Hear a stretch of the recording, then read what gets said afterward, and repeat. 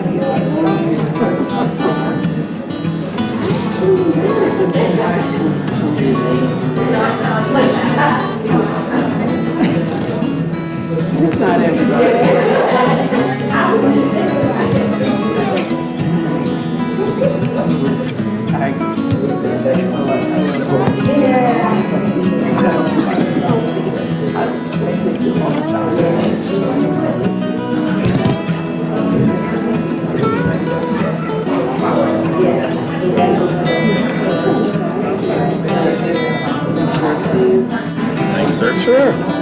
I got yours. I Good. keep it, trust me. I keep yours on my desk Yeah. all the time. I just have to refer them over to us. Call or go online.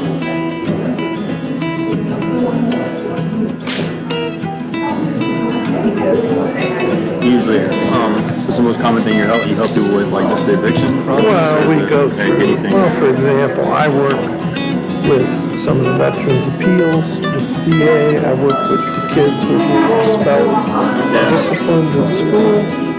I work with people with Social Security benefits if they're denied. They have to be denied for SSI or whatever they're being denied for. And then I also do some side stuff that, you know, might be like a name change in the family court, like they screwed up on a birth certificate. So I got to petition the family court to fix this kid's birth certificate or whatever we're trying to do. So You paid to the state, or? we get variety of grants. That's how we're paid, federal, state, local grants. Because we don't charge for any of our services. Yeah.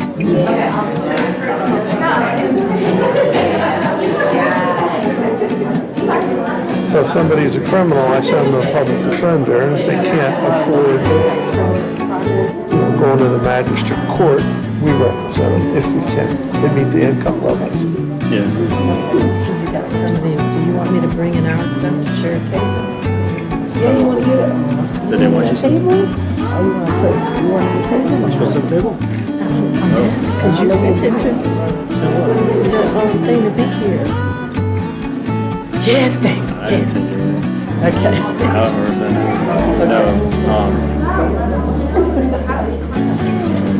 No. It's. I said something. The states just have a table. That's what it was. That's for something different. That was something different. Yeah. Yeah. No, at this point, I don't know what the table is. You got one left over there if they want to clear it. Again, some of these out. I guess it's Oh, there he is. Big B. yeah. So you can if they ask me anything else, I guess I can tell them about it. Yeah, if they asked for anything, I didn't. Yeah, I didn't.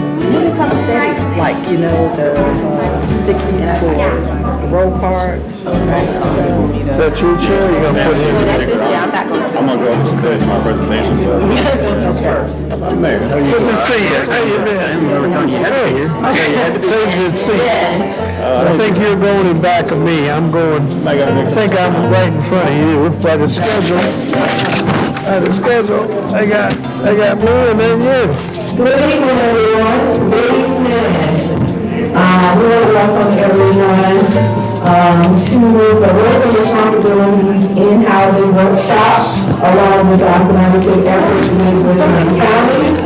I'm Charmaine Fowler with the City of Columbia, Community Development Department, and this is, I'm Nathan Jackson with Richland County Community Development Department. Great, and we want to thank everyone for coming out, taking the time out to come and listen to our great panel that we have to share some great information with you. We are also streaming live, so hopefully, hey everyone, I'm streaming. We want to welcome my director, Felicia Kilgore, to come and let's introduce everyone.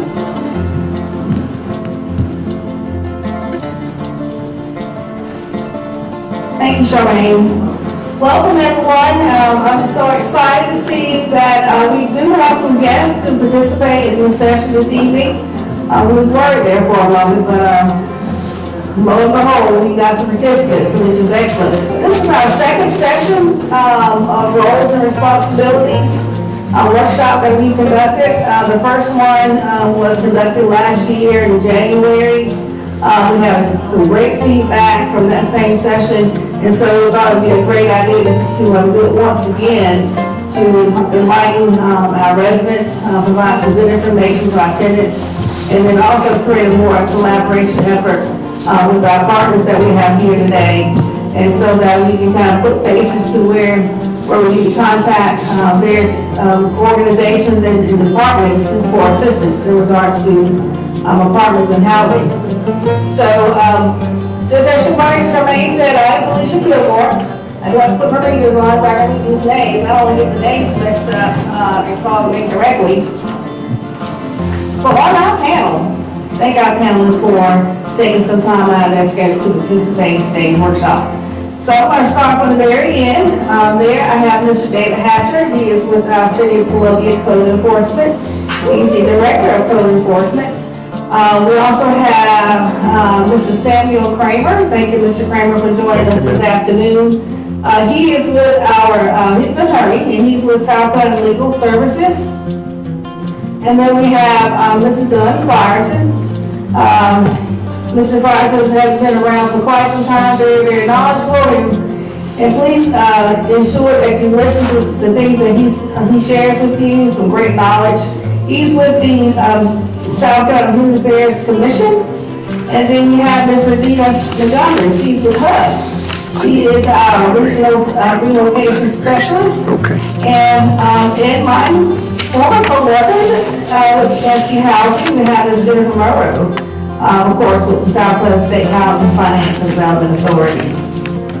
So I'm going to turn the program over to these guys, and then of course, please feel free to ask your questions, any concerns that you have, if they need to elaborate a little further in terms of some of the topics that they're discussing.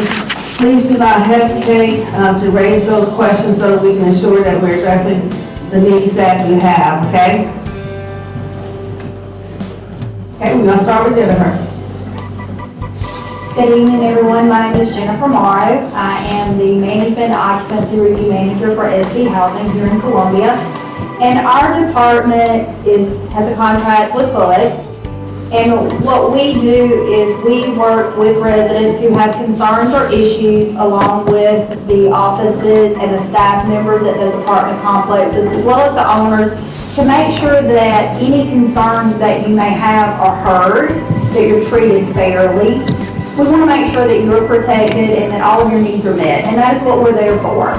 If you do have a concern, we do ask that you reach out to your management office first. Give them a chance to fix your issue, make it right. And if they haven't gotten back in touch with you within a reasonable amount of time, then we do ask that you give us a call. If they do get back with you and say that they have to reach out to a vendor, do allow them some time to get whatever that information is back or whatever is needed if they have to order a part. Give them that time to get that situation rectified for you before you reach out to us. But if you don't feel like that is happening, we are your very next step. We do have 2 different numbers that you can reach out to do that for our tenant concerns. You can call into our main line, or you can actually reach out to Ms. Watson or Ms. Shaw Henderson. Those numbers are 803-896-9007. We also have an 800 number, which is 1-800-236-3994. And if you are unable to reach someone at those and you have to leave a message, you can also call into our main line. That is specifically for apartment complexes that are receiving Section 8 subsidy. So if you are not currently receiving Section 8 subsidy, if you call into our main line, which would be 803-896-9001, you will reach our reception. If you let them know what department that you may need or what your concern is, they can direct you to the appropriate parties that should be able to assist you, okay? So after you reach out to your management office and let them know what your concern is again, and then you don't hear a response back, and you reach out to us, our staff will speak with you, we will get some information from you, and then we will reach out to them, and we try to make sure that we have a response back within between 24 hours. Unfortunately, sometimes that's not possible, or it may fall over a weekend, but as soon as we get that information back with them and they tell us what their corrective action is, our representatives and staff are gonna reach back out to you and let you know what we were advised and confirm that that's the same information that was sent back to you. And if they say, for instance, they're going to be out to fix something in 2 weeks, and 2 weeks and 2 days combined, you haven't, we're going to say, give us a call back, so let us reach back out and see what's going on. Maybe there was a delay. So we can make sure everything is corrected in a timely manner for you. We all know that everybody has issues and concerns, and that's exactly what we're there to help assist you with. If at any given time you feel like any of those things have not been met, again, you can reach out to any of those numbers. We do have support staff, which is Mary Watson, and we also have Summer Shaw Henderson. Ms. Bonnie Roberts is our Director of Contract Administration. Her contact information, as well as our Director of Rental Assistance and Compliance Monitoring, are on brochures over at the head table with Ms. Dusenberry, if you would like one of those. Does anybody have any questions today? Yes, ma'am.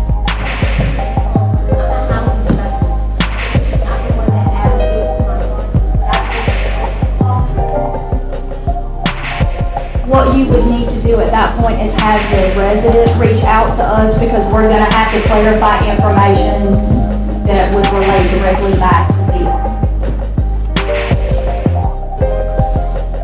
Does anyone else have any questions?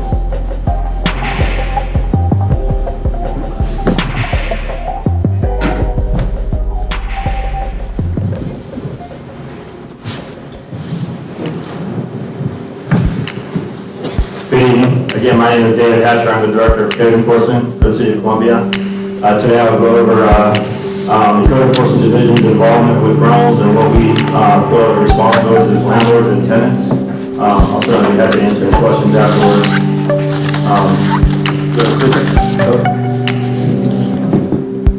Next slide. She can do it.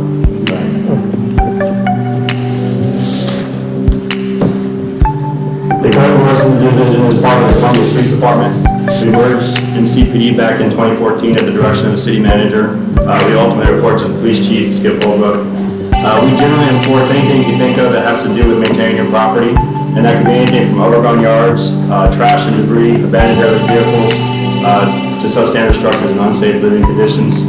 Many of these violations are found in the International Property Maintenance Code and the city codes and nuisance ordinances. We also enforce the city's vacant building ordinance and the rental ordinances both long-term and short-term rentals. We have 21 inspectors that are assigned throughout the city at various police regions. I have a couple inspectors in the audience tonight. And we have inspectors assigned to specialized tasks, which could be the short-term rental enforcement or the long-term rental enforcement. And lastly, we have a work crew that is designated to abate code violations when we cannot get the owner to abate for us.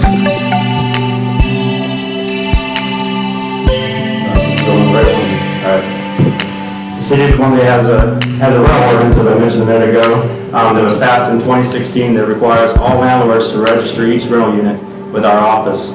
Today, we have nearly 27,000 registered rentals throughout the city and about 430 short-term rentals registered. During the registration process, the landlord must certify that each of their rental units meet minimum code. We provide them with a checklist, and at a minimum, among other things, the units must have working heat, water, and electricity. They must have smoke detectors and fire extinguishers, and the units and premises must be sanitary and free from trash and debris. The structure, interior and exterior, must be free from any defects or any life safety issues, and the unit must be free from bugs and pests.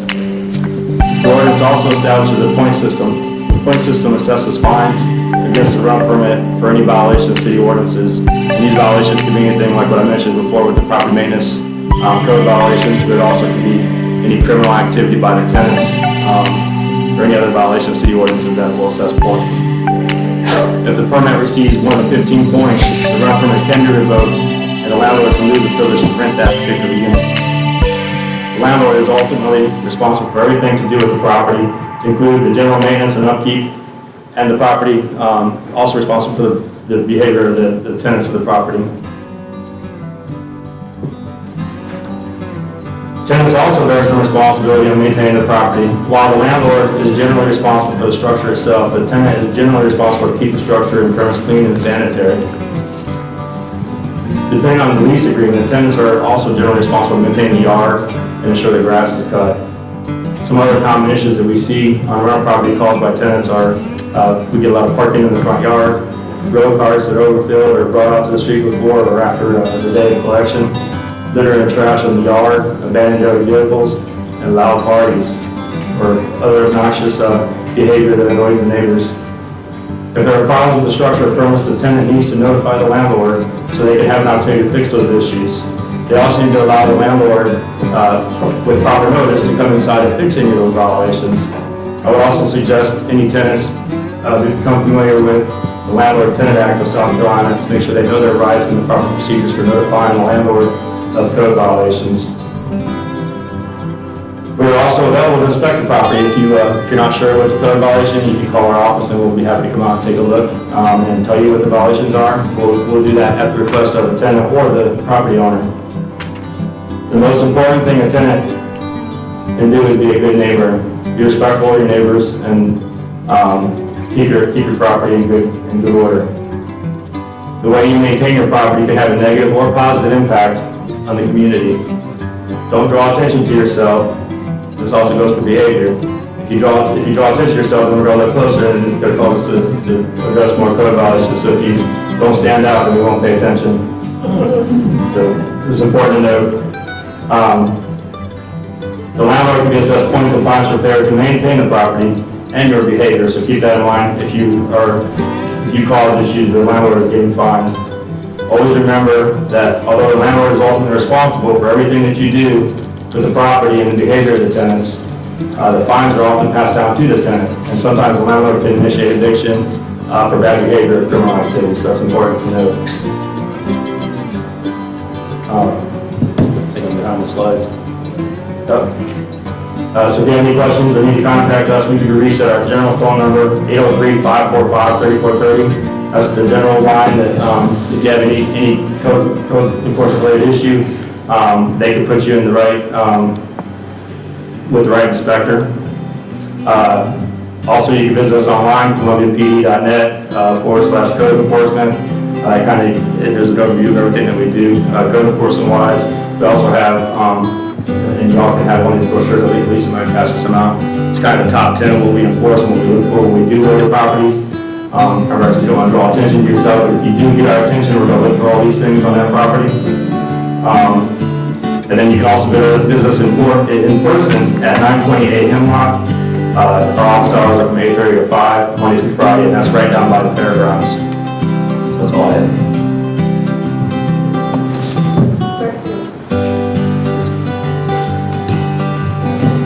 Any questions now? Oh, yes, ma'am. The question was, David Atkins. Yes, ma'am. So,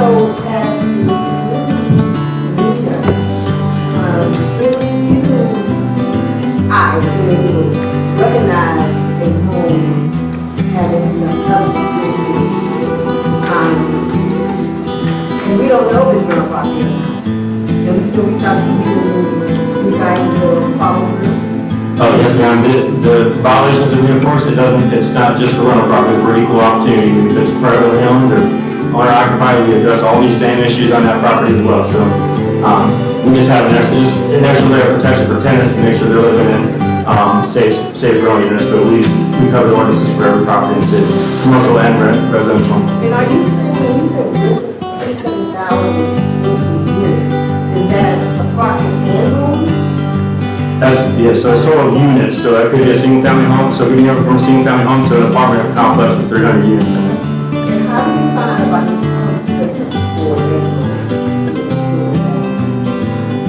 the follow-up is, like, how do 15 points, 3 here, 5 here, how do you implement? So for every violation that we well, not just a violation, but any violation or criminal activity, every time there's an incident at that location, the first offense, it's an offense essentially. The first offense is 1 point, and then the second and each offense thereafter is 5 points. So by the time you've had 3 to 4 issues at that location, they could be facing eviction and losing their rental permit. So and it's $100 per point. So every time if we send a letter tell you to cut your grass or move your car out of the front yard, the landlord has already been assessed the point. So it's a $100 fee. So keep that in mind and they pass that down to the tenant. And that's all available on our website. If you go to the columbiapd.net, there should be some more information about the rental points. And or if you want to call our office, we'll be happy to tell you. If you have a specific property you're curious about what the points are, we can tell you that. Yes, sir. One question. You mentioned that that particular landlord accumulates a certain number of points, and then they lose the ability to rent that particular unit. What happens to that renter that's in there? 'Cause I imagine that would be a question that people would want to know on that piece. Yeah, so they'll eventually have to do an eviction. Generally, what happens most of the time with a landlord, especially if the problem is the tenant, which is a lot of the times the case, if the landlord starts the eviction process prior to reaching 15 points, we actually will reverse the points once they evict. Once they resolve the problem, then we can reverse the points. So very rarely does it reach the point where they've exceeded the 15 points, because usually the landlord wants to take advantage of it before then and do the eviction and take care of that. But in the fact that we actually had to go through, then they would lose, we revoke their permit, they would be illegally operating at that point, so they would have no choice but to evict. So you force them into that process. Thank you. Yes, ma'am. Two questions actually. One question is, what are the guidelines in terms of a landlord keeping his abandoned car at a property that he's renting out? I mean, that's ultimately the landlord's responsibility, so they would still get the point. I would hope that they're not blaming their tenants on that if it's their car, but the landlord's the one's getting the point anyway, so they would be the ones responsible for the fine. The second question is, in terms of having a target on someone's leave for year after year. Is there anything in regards to that? Yeah, that's a code violation, and that really has nothing to do with rental or non-rental. I mean, any property that has a tarp on the roof is a code violation, so we would need to start a case if we don't already have one. And you can report, if you see something like that, you can report that to our 545-3430 number. Chances are we may already have a case on it, but don't assume that we already know about it, because there's so much going on in the city. Don't be afraid to call us and let us know about it. What else? Yes, ma'am. So where are you, I know you're towing cars, where are you actually doing? We are actually doing it now. I think when we talked last year, we probably were just getting started with it, but I don't have a number, but we've been actively, especially Miss Sumter back there. She doesn't like cars on abandoned cars on private property. She'll tell them in a minute on private property if there's a long process we have to go through. Well, it's not necessarily time, it's just a lot of steps that we have to take. If we've towed a car, we've gone through numerous steps. I mean, you've had ample opportunity at that point to take action yourself if we reach the point of towing a car. But I don't have it in front of me, but I know it's something like we try to issue a summons, we take 3 attempts to issue summonses. Can I explain it to her, because she's asking specific questions?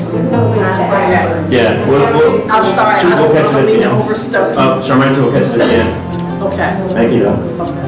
We'll catch it at the end. Thank you. Yep. Next slide for me. Got mine up? You are evictions, right? Yes. Thank you. Good evening. I'm Samuel Kramer. I'm an attorney with South Carolina Legal Services. So let me begin by telling you what we do, what our mission statement is.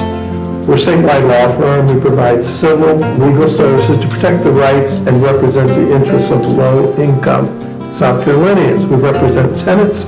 We do not represent landlords. Next slide, please. South Carolina Legal Services is not a state agency. Could you advance it, please?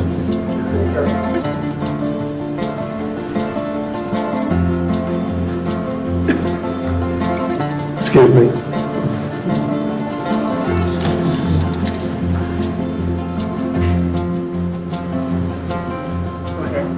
Thank you. We're not a state agency. I had a question earlier today. We're funded by federal, state, and local grants. That's for our funding. We do not charge for any of our services. Next slide, please. Who's eligible for our services? Low-income residents of South Carolina. There's a limit on income, 125%. The federal poverty level, that can go higher with a waiver. That slide's pretty self-explanatory. That's part of our intake process.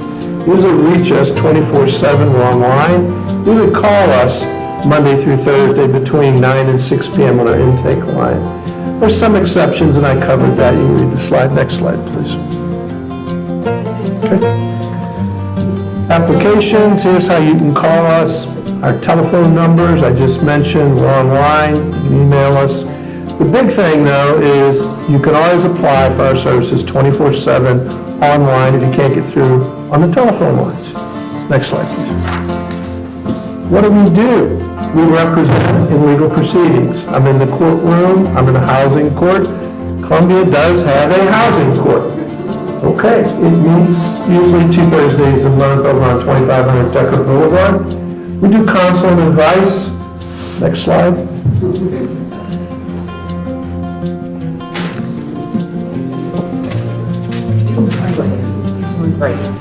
Go ahead. Okay, so I mentioned we're in the courtroom in the housing court. We do counsel and advice. Some cases, others we can go a little further, write letters, make phone calls. In some cases, we do end up directly in court. That could be at a magistrate court. It could also be in the Court of Common Pleas, depending on the case. What do we do? Community education, brochures. I've got a table on your left. Make sure you stop by and get some of our brochures so you know who we are and what we do. Next slide, please. What we do not do, we don't do criminal cases, and we don't do fee-generated cases. What does that mean? I can't go to court and say, give me this much money from the landlord. We're not allowed to do that. That's what a fee-generating case is. I have to refer you to the South Carolina Law Referral Service, or you can go to private bar and you can represent yourself. But I can't go into court and say, give this person X amount of money. Next slide, please. Evictions for lease violations. Let's talk a little bit about that, because that's one of the things we see in a lot of cases. So Jane Jones resides in public housing, rental, receives Section 8. Son's arrested for illegal drug possession outside the neighborhood. Landlord applies for a rule to vacate. Another kind is, notice it's public housing, not private, operated by the Public Housing Authority. 16-year-old son arrested for illegal drug possession outside his neighborhood. Landlord applies for rule to vacate. Same result? Nope. Result can depend on the type of housing. You have more rights in public housing than you do in private housing. What do I mean by that? Columbia Housing Authority, you can have a meeting, an informal or formal hearing, and go through those steps before you even get to the eviction. Okay? So it depends on what kind of housing, location of the activity, other program rules. And we also have, for example, house rules in addition to leases. Some landlords have them, some don't. Those house rules can supplement a lease also. Okay, next slide, please. Types of public housing. Let's talk about that for a minute. Well, conventional public housing, that's part of the Housing Act that passed, low-income families earning below 80% of the area income. Rent is usually 30% of the family's income, adjusted for medical and other expenses. Only been operated by the local public housing authority. City of Columbia, Columbia Housing Authority. Must be operated in compliance with United States statutes and HUD regulations. It also includes housing for senior citizens, persons with disabilities. Next slide, please. Let's talk a minute about rental aid. Section 8 rental assistance. Okay, low-income families, single individuals, tenants choose the units in the private market. Incomes are less than 80%, rent is usually 30%, assistance may be project-based, or could be tenant-based. Housing choice vouchers. Funds may be targeted to veterans, elderly, disaster victims. Next slide, please. Other housing programs. Rural housing services. That would be low-income housing tax credit, homeless assistance programs. Next slide, we're on eviction issues, please. Okay? Let's talk about that, because that's going to be the focus of my presentation. Let's talk about that a lot. Because I'm in magistrate court representing people in different counties around. We're about 6 to 7 counties. We're operating from the Columbia office, but we're in counties adjacent to Richland, Lexington, Kershaw, Lee, Newberry, Aiken, to give you examples of how far we go to court and advise people. Can a landlord evict for no cause? Public housing. You can't be evicted without good cause and without notice and opportunity to be heard in public housing. Applies both to termination and renewal of leases. Let me speak about the leases in private housing for a minute. I got a lot of questions. In private housing, a landlord does not have to renew a lease, nor will a court order a landlord to renew a lease. Cannot be forced to do that, okay? Okay, public housing applies both to termination and renewal of leases. The landlord in public housing must prove serious or repeated violation. Material terms of the lease: over income, not reporting your income; criminal activity, alcohol abuse, failure to comply with the program requirement. Section 8, voucher individuals, they can be evicted without good cause at the end of the lease term. Project-based tenants cannot be evicted without a good cause. Landlord must prove serious or repeated violations of the terms of the lease. Drug-related activity, owner of the premise, criminal activity, those type of things. Next slide, please. Let's talk about drug and criminal activity. Tenants can be evicted for drug-related criminal activity on and off the premises in public housing. Our staff, flight to avoid prosecution, alcohol abuse, which disturbs residents, violation of parole probation. Sex offenders are not allowed, for example, to come on to public housing, visit, any other issue like that. Section 8, you can be evicted for drug-related criminal activity on or near the premises. Criminal activity disturbs other residents, neighbors or staff, flight to avoid prosecution, violation of parole, a lot of different things. Next slide, please. Other good cause to evict. Why are people being evicted? Well, public housing, let's talk about it. Application fraud when they apply. Failure to perform community service. Subletting or allowing boarders to stay. Failing to clean the unit. I get people with housekeeping violations. Violation of community rules, damaging the unit. Refusing to pay repair damages. That's public. Let's talk Section 8. Private landlord, Section 8 voucher. Disturbing the neighbors, damaging the unit. Owner's desire to make personal or family use of the unit or remove from market. People out. What's the lease up? Business or economic reasons to terminate the lease sale. Increase in rent, renovation. Let's talk about other good cause to evict and tenants' rights. What do I see a lot? I'll tell you what I see a lot of. People call me and say, well, I was only late in paying my rent 1 month. I didn't pay for this month, but I'll pay for both months next month. In South Carolina, unfortunately, one time being late, one time not paying the rent, you give the landlord grounds to evict, and there is no legal defense in court. I can't raise it. Judge looks at me, sorry, Mr. Kramer. And that, what I mean by that? Economic argument, I lost my job. Hardship argument, I went to hospital. This person died, they moved, they got divorced. Doesn't matter. Late or non-payment of rent, no legal defense in this state. Other states, yes. South Carolina, no. Withholding rent. The landlord won't make repairs, so I'm not going to pay him. Sorry. In this state, you withhold rent, you give the landlord grounds to evict you. And there's no legal defense for that. Third usual reason, failure to maintain the unit. No legal defense for that. Lease violations is a little different matter. And that might be something the landlord's trying to show the lease was violated for some type of activity that occurred. That may end up in front of a judge, require proof for that.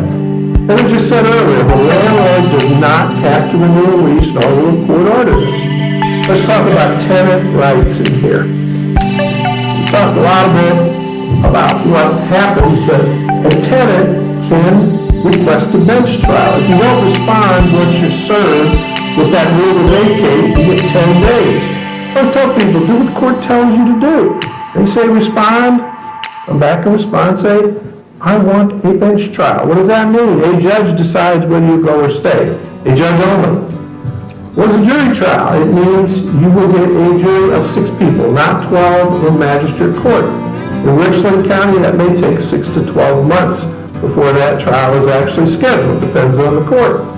You have to request it in writing, not later than 5 days being served. The court likes to use calendar days, not business days. Okay? What's a bond hearing? You request a jury trial, the judge says, we're gonna have a bond hearing, that's to preserve your right to a jury trial. That's usually the amount of rent you pay every month, or if you're behind in rent, the judge could order you to pay the arrearage as the bond to preserve your jury trial, along with paying the rent every month. Once that judge sets that bond, you don't pay it, they just issue a writ of ejectment. No hearing, that's it. Mediation in Richland and Lexington is required before a jury trial. There's a mediation court actually in Lexington, I've been there. But it's a well-run court. Richland also requires, Richland County, mediation before a jury trial. Why? Trials take time and money. If it can be worked out in mediation, court likes that. Okay. One thing I notice is you have to give a tenant notice in writing to evict. And a phone call won't cover that. It has to be in writing, okay? Now, I've got a lot of questions on sealing the record. Oh, Mr. Kramer, it's like what would you say, a bankruptcy. It comes off after 7 years. No, it doesn't. It does not come off. The only way it can be taken off is if a judge seals it, and they don't have to. The rule doesn't require them to. Some judges will, some won't. We can ask for it, but some say, no, Mr. Kramer, I'm not doing that. That's that. So I advise people, get a copy of the court order showing your case was settled or dismissed if you can. But if it's eviction, it's an ejectment, it's not going to be sealed, it's going to stay on your record. Long-term impact on credit, of course, FICO score. So I just tell people, once a year you get the credit report. You can order one from those 3 big reporting agencies. You get your free report, take a look at it. The other thing I always advise folks to do is go to the magistrate court and look at the court file. What does that mean? The landlord has to go to the magistrate court and say, I want you to evict this person. Here's the lease, here's the tenant ledger, here's my affidavit, whatever else they want to put on there. You as a tenant are allowed to go to the court, look at the court file, and make a copy, or pay for a copy of the court file so you see what's in there. Okay, so I've talked a lot about, next slide please, the system that we live under with South Carolina Legal Services. And I look forward to talking with you and answering questions. Again, I cannot give specific legal advice, but our brochures over there will tell you what we can do and what we cannot do. And we'll hold all questions for the end, so thank you for coming tonight. I always appreciate coming and discussing modernization and the good work we do for the low-income citizens of South Carolina. Thank you.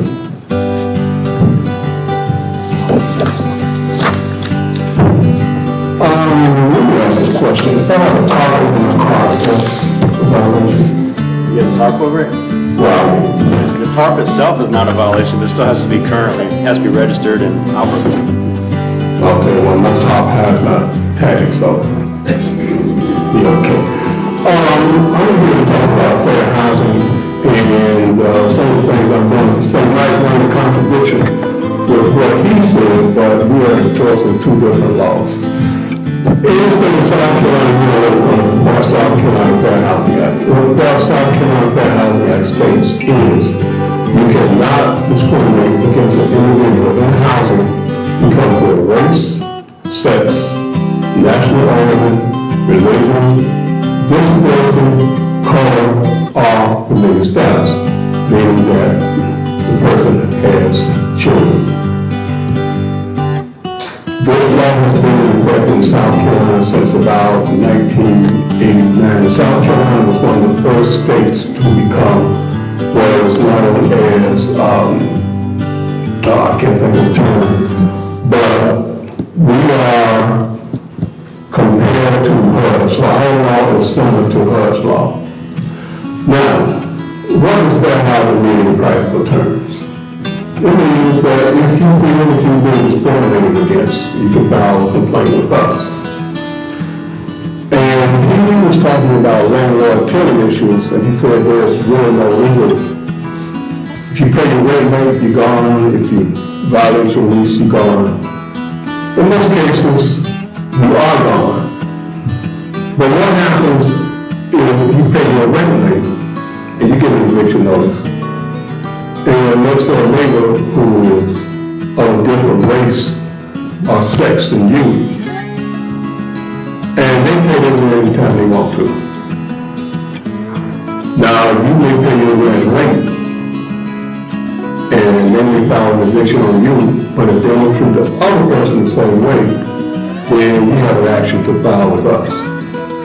And we will go in and investigate. And if that is the case, then the person who is paying their rent late and the eviction has been filed against them, we will stop that because you have people, two tenants who are being treated differently. Now, here's one of the things we see all the time. Anybody here on Social Security?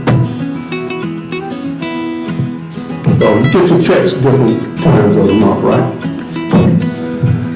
Okay, suppose you rent a unit, rent has to be paid by the 5th of the month. But you get your check on the 4th Wednesday of the month. That's the only time you can pay it. If you pay your rent on the 4th Wednesday of every month, should you be considered late? Nope. Nope. If you are on Social Security, and that is your only source of income, and you have to pay your rent on the 4th of the month, legally we cannot charge you a late fee. We just settled a case like that. We just did it today. The lady was paying her rent 4th Wednesday of every month. They were charging her a $100 late fee every month. And we stopped that. You can't do that anymore. You have to take it off her record.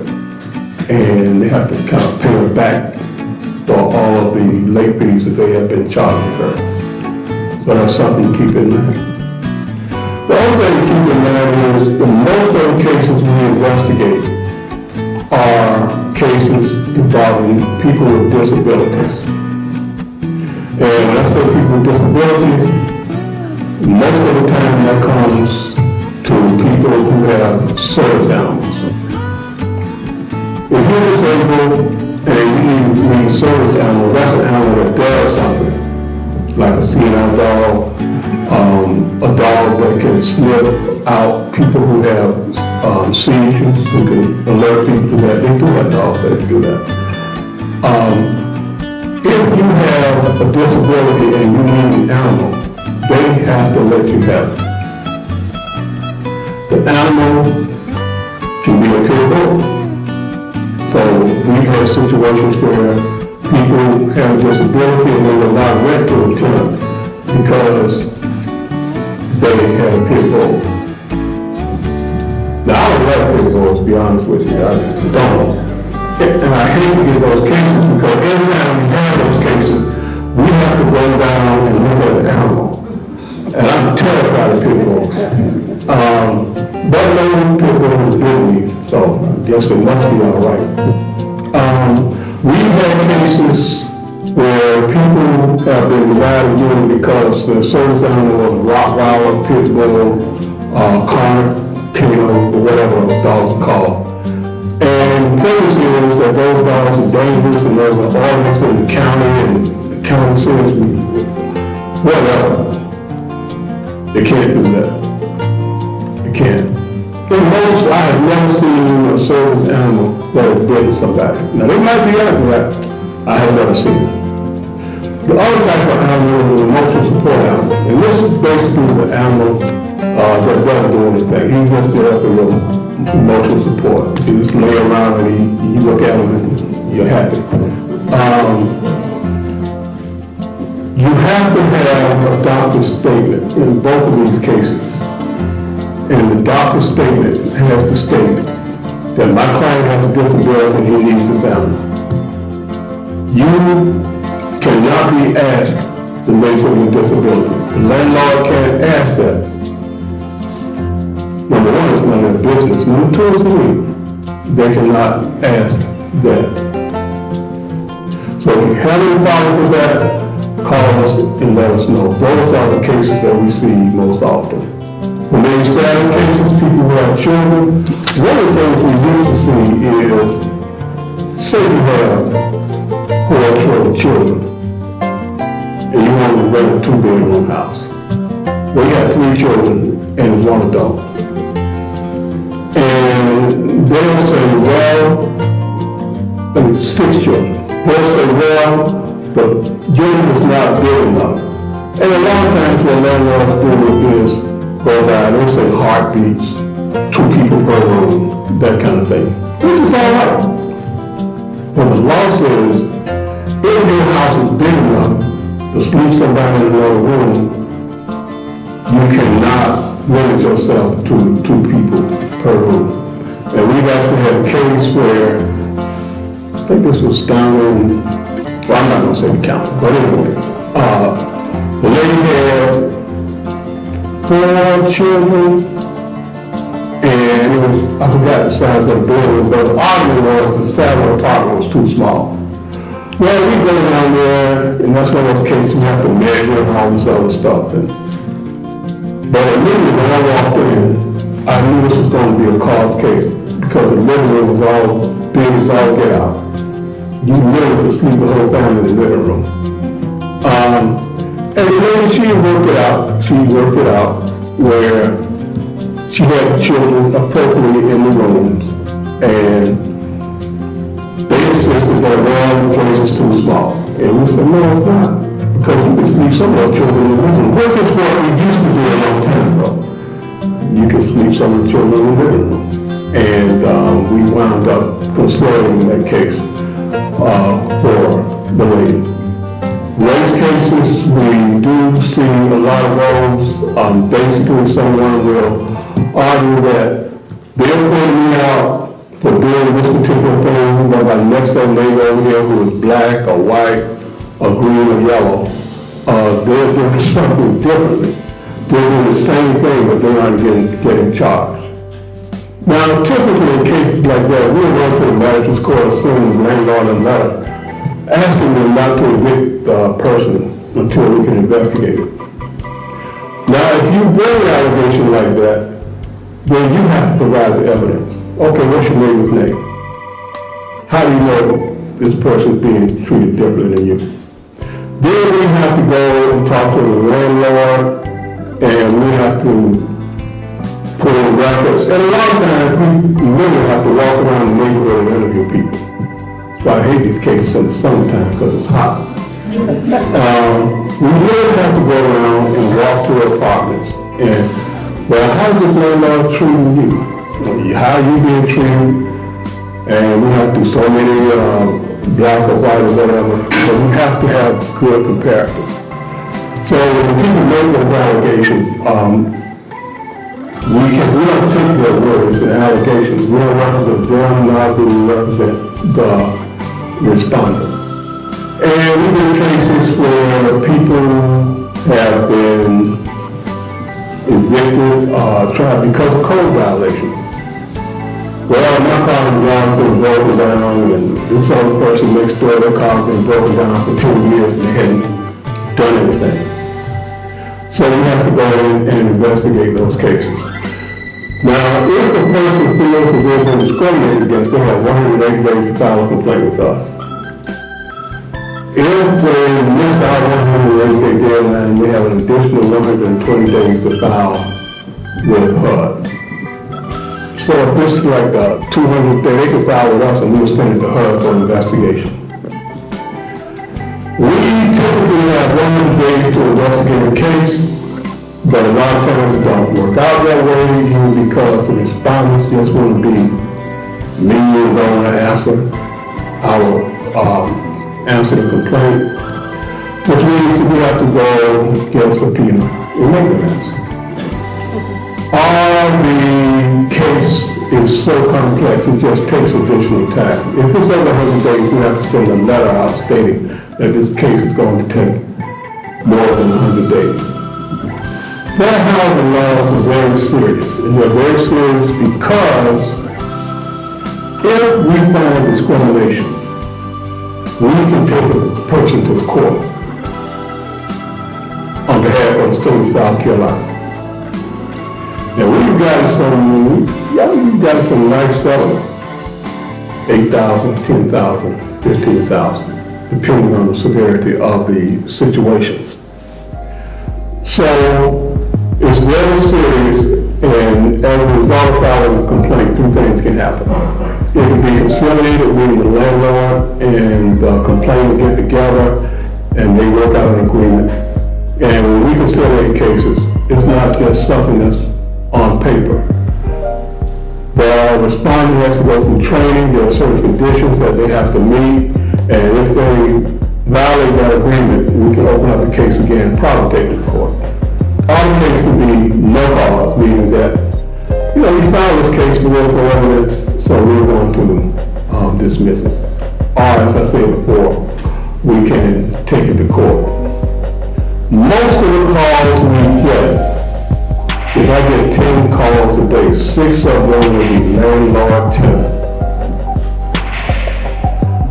So I'm going to kind of break myself in landlord tenant. I spend more time talking about landlord tenant than I do fair housing. But I'm glad you're here, I can shut them all. Matter of fact, with a line, I just tap the button and shut them all. I sent him to the end of this gentleman. Referral. Here we go. So the importance of fair housing in South Carolina is real.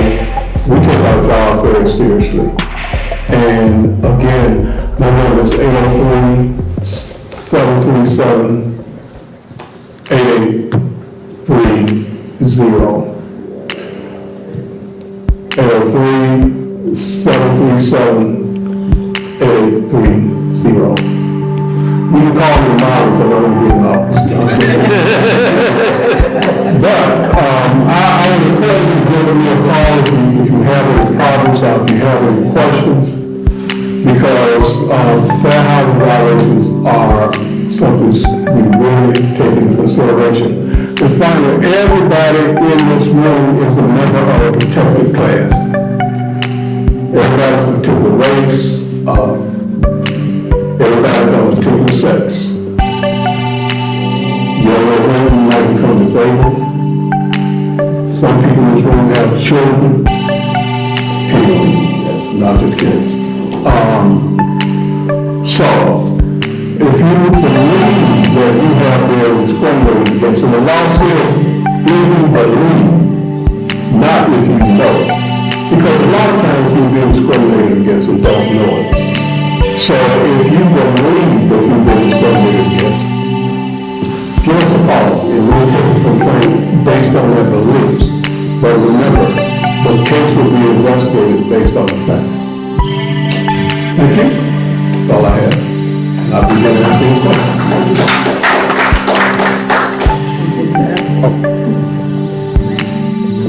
Last but not least. Hello, my name is Richland Montgomery. I am with the Department of Housing and Urban Development. I'm the Regional Relocation Specialist for HUD. Next slide, please. That's my contact information, so please don't hesitate to reach out to me if you have any questions related to the Uniform Act, and I'll explain a little bit about what I do with this particular law. Next slide. Just a quick agenda, just highlighting some of the things I want to cover today. I'm going to cover who we are, what we do, what is the URA, highlight some of the URA requirements that protect the rights of those who are impacted by a project, a federally funded project. Tenant responsibilities, agency, landlord responsibilities in the relocation process, and also I'll cover any questions if there are any questions that you have. Next slide. So who we are, next slide. Currently, I'm in the Office of Community Planning and Development, also the Office of Affordable Housing Programs, and my division is called the Relocation Real Estate Division. Currently, we have 4 staff members in headquarters in DC, and currently at this point, we have 5 field-based regional relocation specialists. Next slide. Oop. Whoa. Go back. It's just, this is just, yeah, okay, covered. Next slide. Yeah, all right. So my division has departmental delegation for policies and guidance related to the Uniform Act. Although we're housed in the Office of Community Planning and Development, our department has departmental delegation, which means that we provide URA guidance across all of HUD's programs. As you can see, we deal with public housing, community planning and development, Indian housing, as well as multifamily. So we cover the entire department. And we also provide advice and guidance on Section 104D matters. But Section 104D only applies to programs in the community planning and development specific to community development block grants and the home program if there's demolition activities or conversions of real property. Next slide.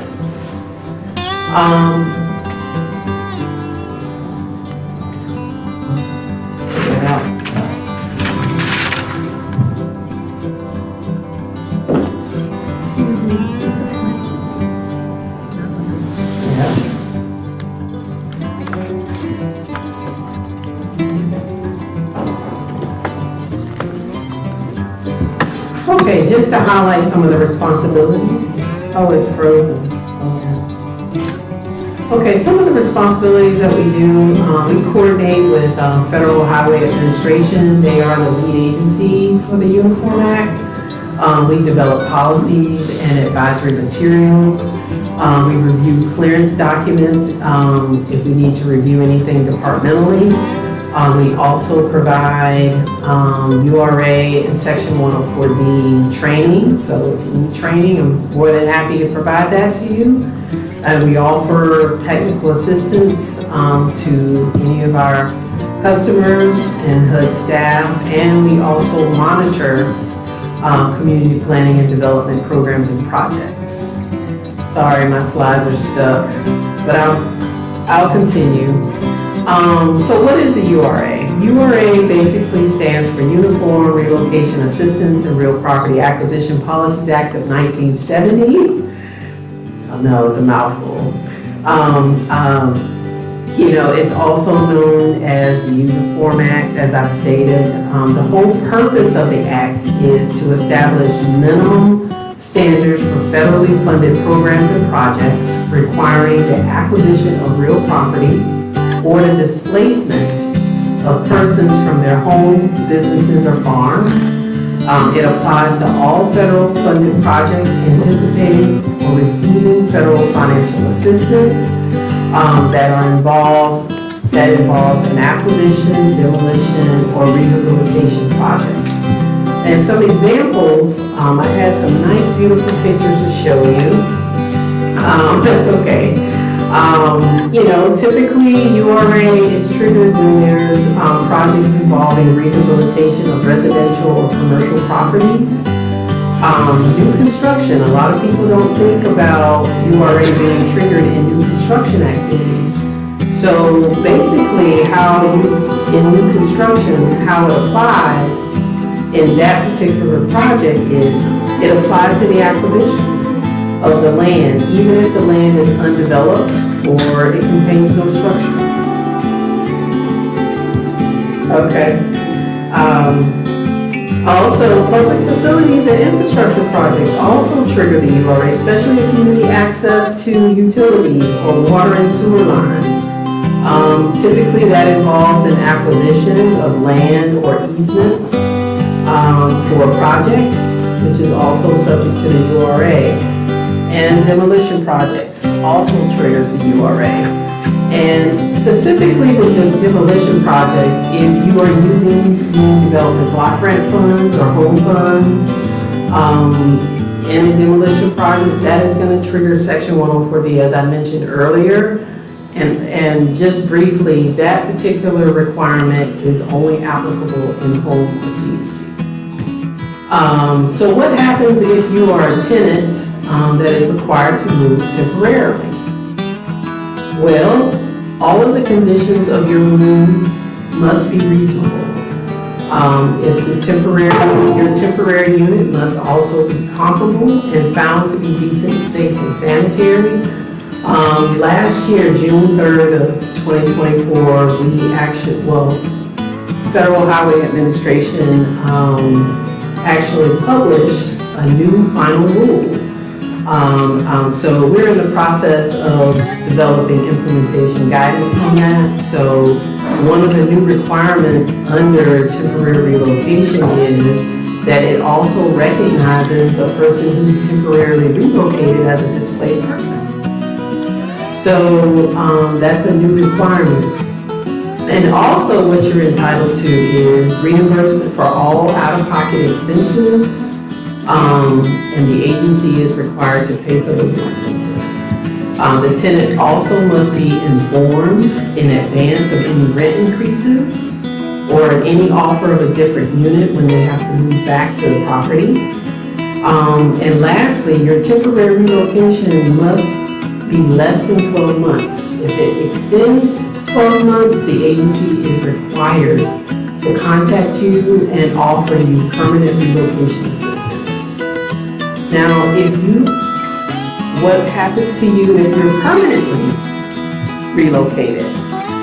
Well, you're considered a displaced person, and you're entitled to be properly notified in a timely manner. You're required to receive relocation advisory services to relocate successfully. You're also entitled to receive moving and related cost reimbursements. That reimbursement can be covered either by actual reasonable moving costs that you incur, where you can actually submit your receipts and you can actually get all of your actual moving costs covered. Or we also have something called a fixed payment schedule, where we look at the number of rooms in your home and we can base your moving costs based on the number of rooms in your house. You're also entitled to a replacement housing payment if you're a homeowner. If you are a renter, you're entitled to receive rental assistance payment at 42 months. And you also have a right to appeal your eligibility for relocation assistance and the amount of that relocation assistance being offered to you. So what are some of the tenant responsibilities when you are required to move temporarily? Basically, if your responsibility as a tenant when you move temporarily is you must continue to pay your rent and comply with the lease while you're temporarily relocated to avoid evictions. And also you need to stay in communication with your agency. And please don't move without being appropriately advised in writing. And also, if you're temporarily relocated, just please report any housing conditions before moving. So some of the landlord responsibilities that I want to cover at this moment in the relocation process. We advise that all landlords or agencies who are actually implementing the relocation process, we encourage you to plan and budget early and prioritize minimizing displacement and HUD-assisted projects. We also encourage you to evaluate your staffing and other resources needed to undertake before you undertake any acquisition or relocation activities. Also, we want you to evaluate your costs to the project and the people that are involved. You need to know who's going to be displaced, who will not be displaced, who will be temporarily relocated. You need to identify the availability of various advisory services in the area so you can appropriately advise whoever's impacted by the project so they can have available advisory services. This is not an option, it is definitely a requirement. Also, we want you to identify available comparable housing in advance of the relocation activities. And we also want your project files to be documented in sufficient detail to demonstrate compliance that includes your property acquisition and relocation activities. Please keep your acquisition and relocation records for at least 3 years. HUD program retention period may be a little bit longer. We also encourage you to track your tenants during the temporary relocation process. And landlords must also remember that you can only evict a person for serious lease violations and not for failure to move or cooperate with the relocation process. If evictions happen, it must be documented very well. We also want to encourage you to familiarize yourself with this new rule that was launched last year, but as I stated earlier, we're in the process of developing guidance on that. So just please stay tuned. Please reach out to me if you're a grantee. If you want to learn more about this new rule that is most definitely going to impact you. So please don't hesitate to reach out to me. So that concludes my presentation, and I'm sorry that my slides got stalled. Yeah. So if there's any questions, please ask. Yes, my phone number is 803-253-3008. 803-253-3008.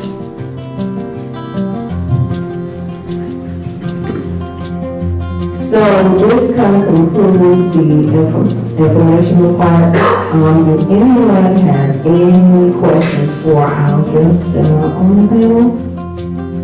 Sure. For legal, so we deal with a lot of people that we buy houses that need to go through probate but haven't quite gotten there yet. Most of them would qualify for the assistance. Do you walk them through the steps, or you just say, go file probate kind of thing? That way you like direct them? Well, to understand, we do all different types of civil, and we have an application on our website to apply for someone that needs, for example, before probate, a will, a power of attorney, healthcare power of attorney, durable power of attorney.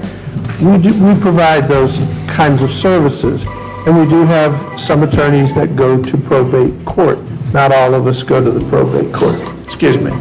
Not all of us go to the probate court to answer your question, but I can't give specific legal advice. But I do encourage people to apply on our website 24/7. Download your question or your documents so you can begin the intake process. That's what's part of it. Another question for any of the panel? Well, they gave you the microphone. I do refer people. Oh, we got one? There's one in the back there. Okay. Not enough. Okay, we know that everybody's living situation is a bit different, and earlier you mentioned that tenants with disability is not considered late, as that is their only source of income, which will come after the initial due date. So my question is, does this still apply to household incomes that is not disability, or if the disability is received prior to disability? Usually this applies to if you're the only person in the house and the disability paycheck, your check, is the only source of income, then it applies. Now, if you have other people in the house and you have other income in the house that can pay the rent by the bill, then that's what you should do. But if that's your only source of income, they have to allow you to pay the rent when you get your Social Security check. And a lot of landlords are not up to date on that, so we see that a lot. And people have been sending eviction notices. And one of the reasons why we try to, because it's hard to get an eviction off your record. It's real, I don't know if people will get them off, to be honest with you, but it's very hard. And so we try to stop that before they get to that proceeding.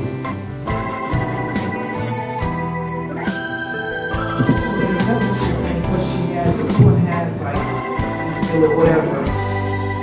How do they notify so that people know, okay, my check doesn't come in? They have to go through agencies to notify, direct communication. Well, I think you should communicate that with your landlord. Because most rents are made by the bill. If the Social Security disability check out a Social Security check comes on the 3rd or 4th. And I think we go by Social Security numbers as to when, you should let them know this is your only source of income. And if they're not compliant, then I contact your agent. Please, they'll be compliant. They will, no, seriously, they will. So part of that is when you were signing your lease, when you go in to make that application, my check comes on this date. Do you understand what I'm getting paid to pay the rent? As Mr. Ferguson said, there are exceptions to the rule. But those are why I refer people to Mr. Ferguson, Mr. Hatcher, because I'll ask questions. Is this happening to you? You may want to contact this agency or code enforcement in addition to what we're providing. They will do their own investigation. They will conduct their own inquiry in addition to what we're doing. Or they'll send people to South Carolina Legal Services from all agencies. They'll refer them to us. So we can begin the process of looking at the legal problem and seeing what other agencies can be involved in assisting them. Yeah, we just settled a case like that today.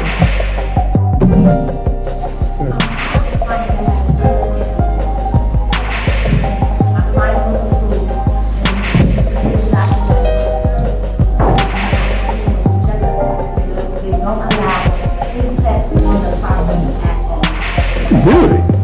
Who said that?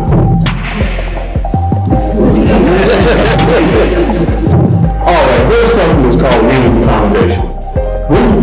Right, legal accommodation means that whatever policies you have, you waive those policies because of the person's disability. So the fact that they don't allow animals on the property, that is not an excuse not to allow somebody to have a service animal. And we've seen that also. Well, we don't allow pets on, well, you don't have to allow this pet on the property. I mean, we don't talk like that, but I'm just saying. And the other problem comes in if the animal, as I said before, is considered a dangerous breed. That's just too bad. I mean, if the dog bites somebody or tears up property, you can get rid of it. But again, I've never seen a service animal bite anybody. Yeah, we have to go down and look at it, and I hadn't been bitten yet, so maybe it's gonna like me, I don't know.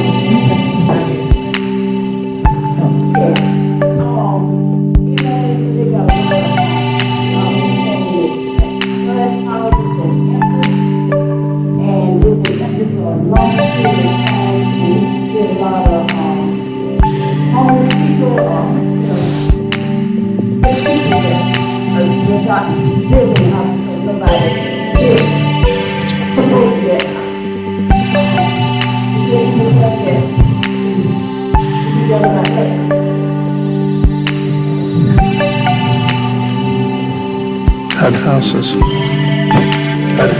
empty homes.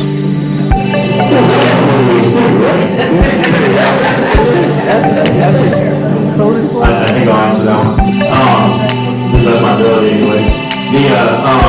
Anytime you have a situation like that, it doesn't really have to be a HUD home, it could be any home in the city of Columbia if it's vacant and you have vagrants sort of hanging around inside that shit and they're not supposed to be. Certainly report that to the code enforcement office and certainly call the police department if you see that. All houses need to be, all structures need to be secured.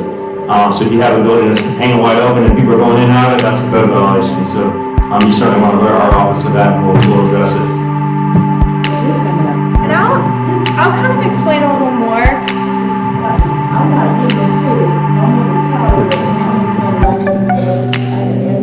Yeah. So if it's like a single family home that is like abandoned and you believe it might be like within HUD, it might be a home that had a HUD insured loan on it and that went into foreclosure. So then HUD is going to go through a process to get that, like, to close that foreclosure. But besides that, there wouldn't be any like HUD-owned properties per se. Because it's like, with rental assistance, it's either gonna be public housing, or it's gonna be a private landlord, or it's gonna be like a private multifamily You might be talking about complex. South Carolina Housing Authority. They own a lot that are vacant.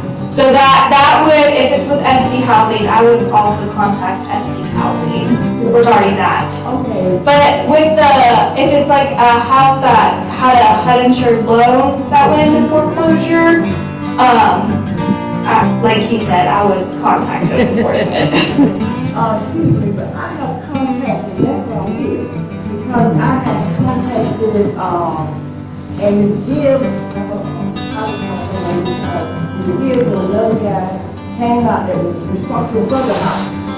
And she told them to do, I guess it was a contract or whoever it was, supposed to keep up the house, you know, but they're not doing what they're supposed to do. And I don't feel like I can do all the same people all the time, doing the same job that I called them 2, 3, 4, 5 times. And I was going to code enforcement. I was going to a lawyer down the street, lawyer at the library. I have done these type things to resolve the issue. And I just want to know who I really need to talk to get the job done. Yes, ma'am. It sounds like your issues in the county, so I can't really answer to the county processes on that, but I would say if it's anything in the city of Columbia, if you feel like any of my staff is not doing what they're supposed to do, and you call me directly, and we'll get that addressed. But I would always encourage you, if you feel like you've reached out to all the appropriate people in the city or county, I would say I would contact your local county council member or city council member. You certainly can get a lot of action that way whenever that happens. But out of respect, I would ask you, at least if it was in my area, I would ask that you give me an opportunity to address it first before you did that. But certainly, if I'm not doing my job, then feel free to call your local city council member and let them know what's going on. Yes, I mean, I've been doing this, over a year now, just trying to verbally, go in and then I started putting things in writing, certification and all this good stuff. And we have as a community, trying to, do a better job. We want to do I was going to encourage you to reach out to your county council member. If you feel like you've already notified everybody, that'd probably be your next step.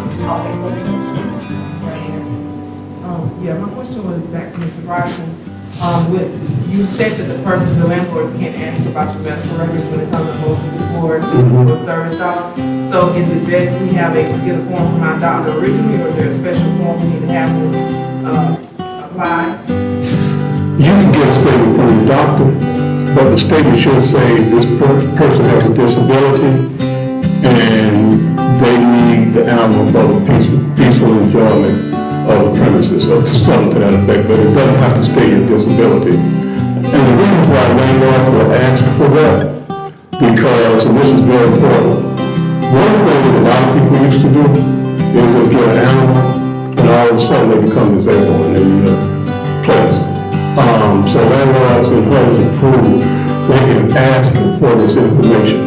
Now, what a lot of people will do is they'll go online and get some kind of statement from somebody online. And we used to get that a lot. So what HUD has said is, you have to have a relationship with that doctor. In other words, you can't go online and they talk to you one time and get a statement. Because when it comes to us, we want to ask you, how many times have you seen a doctor and do you have a doctor-client relationship? But they can't ask you for that, but you don't have to reveal your disability to us, because we wouldn't know their business.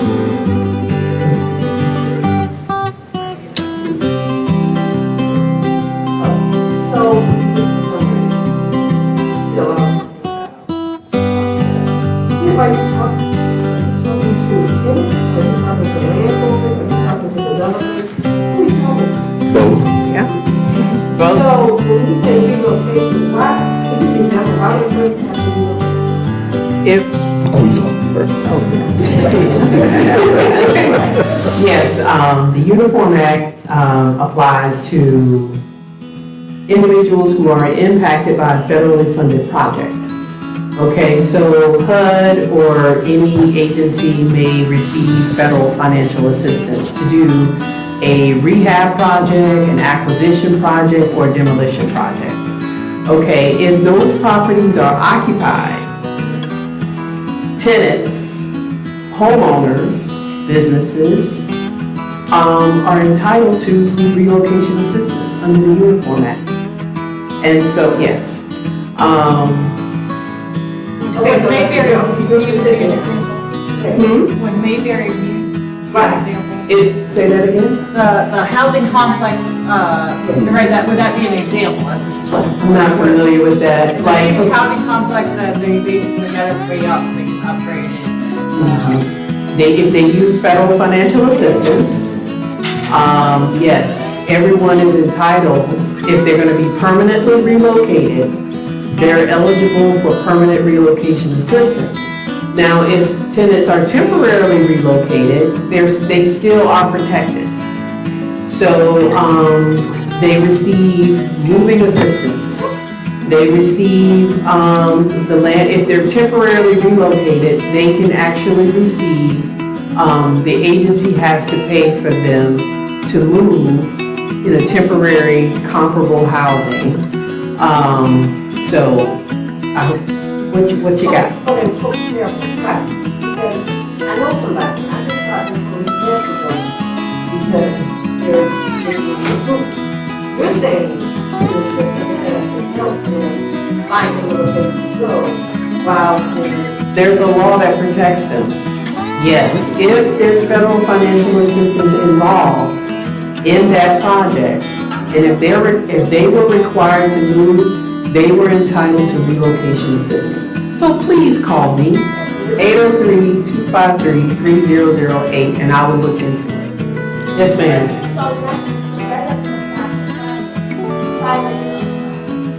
No, if there's no federal funds involved, no. Now that they're making, So there was a property that was condemned, and the client.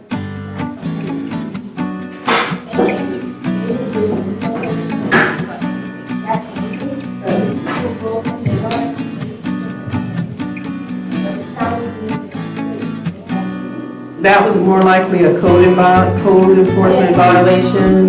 In some cases, URA may be applicable, but that is very fact specific, and I would have to look specifically into that to determine if those occupants were actually eligible for relocation assistance. Code enforcement violations are a little different, but like, as I state, the URA is very fact specific, and then I would have to look into the specifics of it.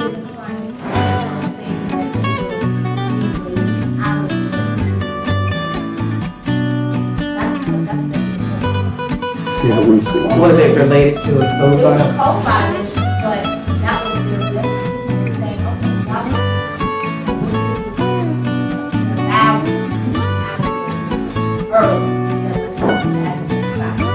In most cases, code violations won't trigger the URA, but there are special cases, and then I would have to look into it. Yes, ma'am. Oh, Anyway, I'm going to piggyback off the question about moving away from the area. You're supposed to be taking it on apartment, so I am actually moved out of the apartment every time. There's an, oh, you're not, we were going to start hard. April now, so my thing is, why can't we on time place? Looking on the roof of this apartment, looking on the renovated, I'm not, so, you know. And, yeah, and a lot of work that we work out.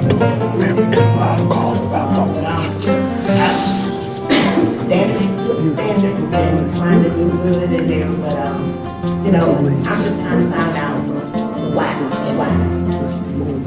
And another question, you can answer that. now if it's a housing condition situation, like mold, and if they did not use federal funds to actually do the necessary repairs, then URA wouldn't apply. Okay, but if they did use federal financial assistance to do the necessary repairs, then the tenant occupant would be, may be eligible, let me just say that, may be eligible for relocation assistance, but I would have to look into the facts of what truly transpired in your situation. I'm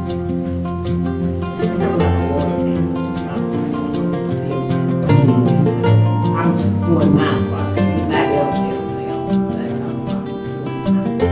and yet, have a lot of water problems. I don't know what's going on in these walls, and I don't know that this black woman in there. I emailed them. And then, like I said, they're supposed to be doing the renovation. Now, another thing I want to ask you comes down to the tenants. Are they supposed to, because what I want to know now, my landlord's tenants, rules and regulations, that anytime I had, with the garage up, sitting in this place, sitting in the garage, they cooked it. Just bought it for $75. Now, one letter, a notice, manager, if anybody says anything about that grill couldn't be there, just get it. They said it's not by my car. That's on the $75. But anyway, so where are we supposed to keep the grills? Are they supposed to go in those rooms that are going on like time here?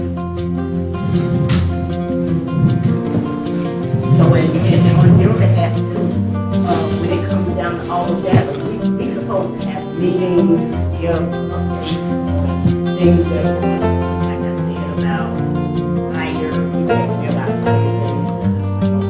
But when it comes down to what we need, management's supposed to come in, talk to us, bring whoever they need to bring it in, talk to us, give everyone letters. Oh, that's not bad. The highlight was my car was towed with a handicap plaque on the city. What? Yes. They can get that back. No letter. The day time I had to slap the green sticker on it. And the reason why we had to park in whatever park was, again, the garage was leaking water. They had to block it off. So we had to get in what we could fit in. We had guests parking in the garage, so that left us with no cars, unsafe grounds, no cameras out there. My car got vandalized out there. Nobody did anything. So this is what's been going on. So when I was telling them about all of that, no questions about that, no answers. What to do, you call us, don't go back.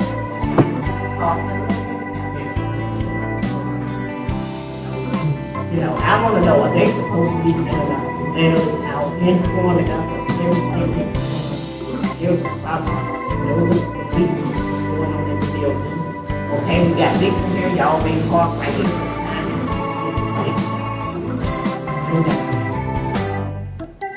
So I'm gonna try to answer some of that. So you live in an apartment complex? Okay. So the fire, and I'm not an expert on the fire code, but I'm pretty sure that you're not allowed to have grills in any apartment building. I think that's a fire code. So you're not allowed to have anywhere on the premise. I couldn't tell you more than that, but I'm pretty sure that's a code. You just can't have a grill in an apartment complex. Now, if you had a private residence or you rented a house or something, you should be able to have grills with no problem. I would also say that if all those code violations you mentioned to us, even though you think the landlord is handling them, if you don't think they're handling them, I would certainly reach out to my office. And that could be even if it's owned by the housing authority or whoever, we still should be involved in that process because we could help facilitate on your behalf to make sure those issues are being addressed appropriately. So anytime, especially when you have leaks and stuff like that, that's concerning to me because if you have a leak in a power, electrical junction box or something, that's a fire hazard. So that's all pretty serious stuff. So I would certainly make sure that my office is, if it's in the city of Columbia, make sure my office is aware of those issues, those situations, so we can do an inspection and make sure units even safe to be occupied. Because if it's not safe, we don't want you to stay in there. So certainly reach out to us on that. Probably afterwards or something, give me an address or location, we'll look into it.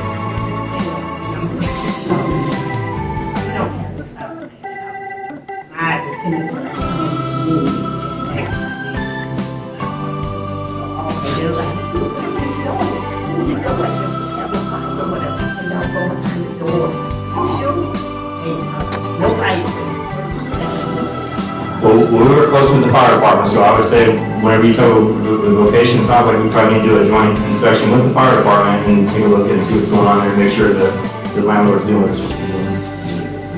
Yeah, certainly let us know what the location is, we'll look into it.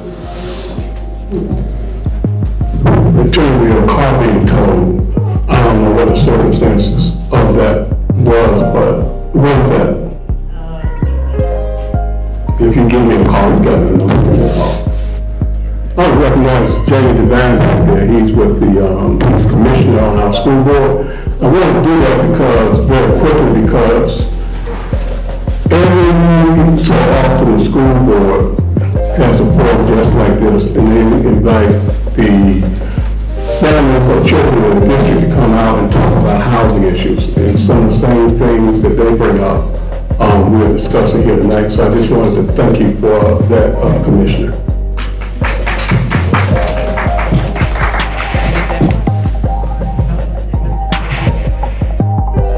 Thank you. All right, that concludes our session for tonight. Let's give our panel a round of applause for our job that they did tonight. We have about 15, 20 minutes that you can walk around and speak with these individuals about any issues or concerns, and they have some free items. Again, on behalf of the City of Columbia and Richland County, we would like to thank you for coming out and getting all this great information they provided us tonight. Thank you.